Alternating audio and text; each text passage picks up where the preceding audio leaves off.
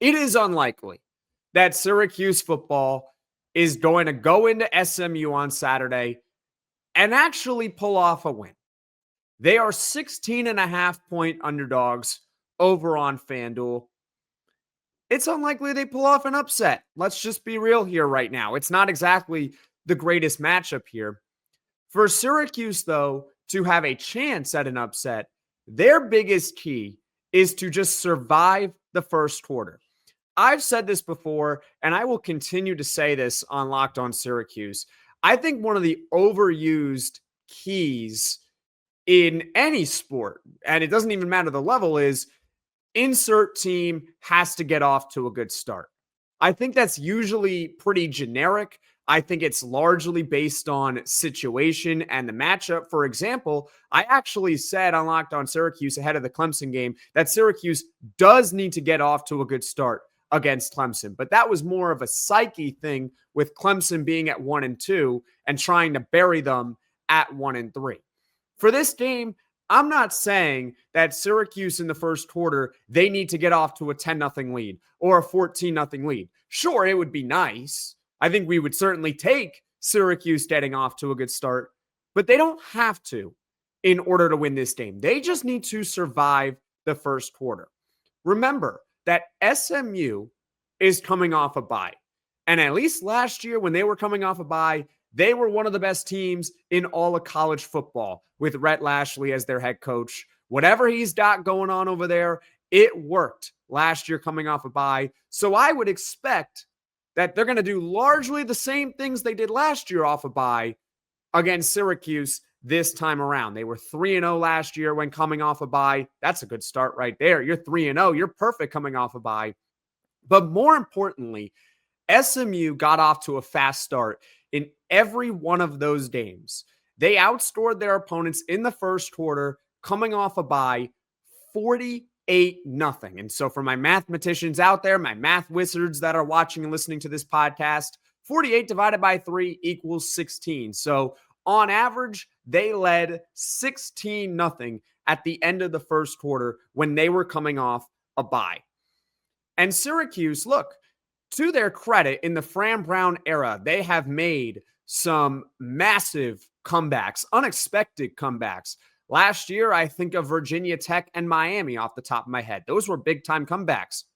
Even this year, Syracuse pulled off a big-time comeback late in the fourth quarter against UConn, trailing by double digits. They get the 50-yard touchdown to Justus Ross-Simmons. And then from then on, Syracuse essentially played a perfect game to close that against UConn, get that win. And of course, we know what happened after that, how they followed it up with a big-time win against Colgate. Yes, I know FCS opponent, but still, they were dominant in that one. And of course, they carried that momentum into Death Valley the following week, where they just bullied Clemson.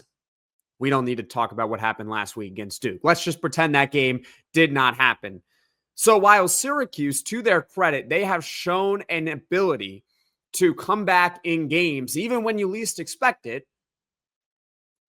not exactly the greatest recipe here, going on the road to try to upset SMU. I'm not going to sit here and say that Syracuse, again, that they need to get off to a 10-0 lead or anything like that, but they do need to stay in the game by the end of the first quarter. We'll go over this later on, how SMU has a really strong running game with TJ Harden and Chris Johnson Jr. They complement each other really, really well. So if SMU gets off to that fast start like they typically do after a bye week, they're going to be able to lean into that running game even more. And we know the Syracuse defense and their rush defense specifically is not very good. So falling behind 16-0 in this one, no bueno. At that point, you just have to pray for a miracle at that point. You cannot get off to a slow start against SMU. So overall, if I had to define surviving the first quarter, I will say that Syracuse needs to be within a touchdown.